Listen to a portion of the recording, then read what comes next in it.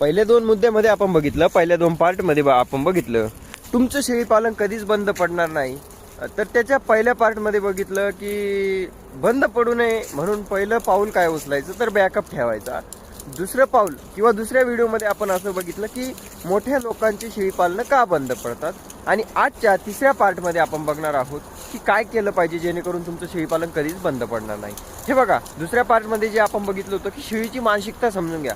मानसिकता समजली, शेळी समजली की ती तुमच्या फार्मवर सेट होणार आहे. चला तर मग आता तिसऱ्या मुद्द्यामध्ये बघूयात की नेमकं काय समजून घ्यायचं मानसिकतेमध्ये. हे बघा, ज्या वेळेला तुम्ही शेळी आणणार आहात तर सगळ्यात पहिले एक नियोजन तुमचं लक्षात असू द्या, तुम्हाला शेळीपालन बंदिस्त करायचं की फिरस्ती करायचं. जर तुम्हाला बंदिस्त किंवा फिरस्ती शेळीपालन करायचं असेल तर त्या हिशेबानं मग गोठ्याचं व्यवस्थापन करायचं. जर फिरस्ती असेल तर गोठा फक्त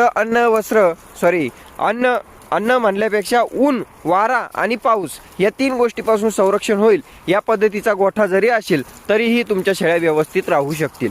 त्याच्यानंतर जर बंदिस्त करायचं असतील तर या तीन गोष्टी लक्षात ठेवता प्लस एक नियोजन तुम्हाला अजून करणं आहे ते म्हणजे चाऱ्याचं. दुसरी गोष्ट, जनावरं घेताना. हे बघा, जनावरं घेताना जर तुम्हाला फिरस्ती करायची असेल तर तुम्ही गाभण घेतले काय आणि खाटे पारठे जनावर घेतले काय, पिल्ल्यावाले जनावर घेतले काय, त्याच्यात अडचण नाही.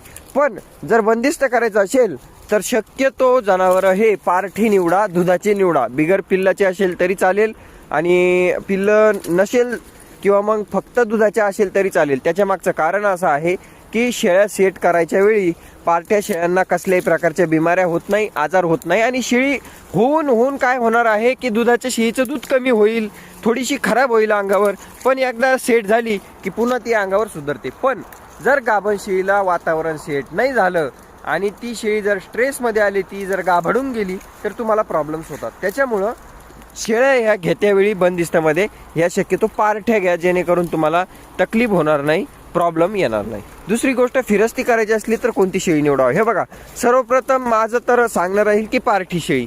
ती कोणत्याही वातावरणात सेट होते आणि एकदा सेट झाली की 5 महिन्यानंतर उत्पन्न मिळणार आहे. बघा, वेळ निघून जातो पण गेलेला पैसा आणि फेल झालेलं जनावर त्याचा काहीच उपयोग होत नाही, ही गोष्ट ध्यानात ठेवा. त्याच्यामुळे 2-5 महिने त्यांना पार्ट्या शेळ्यांना थोडंसं व्यवस्थित सांभाळलं ना त्या बेस्ट बनतात.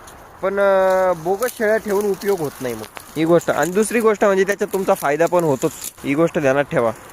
त्याच्यात तुमचा फायदाच होतो, किमतीमध्येही, आर्थिकही आणि त्याच्यानंतर जनावरातही. तुम्हाला सड वगैरे व्यवस्थित चेक करून घेता येतात दुधाच्या शेळीचे. तसं गाभण शेळीमध्ये 2 भरोसे असतात, आपल्या नशिबावर शेळी घ्यावी लागत असते.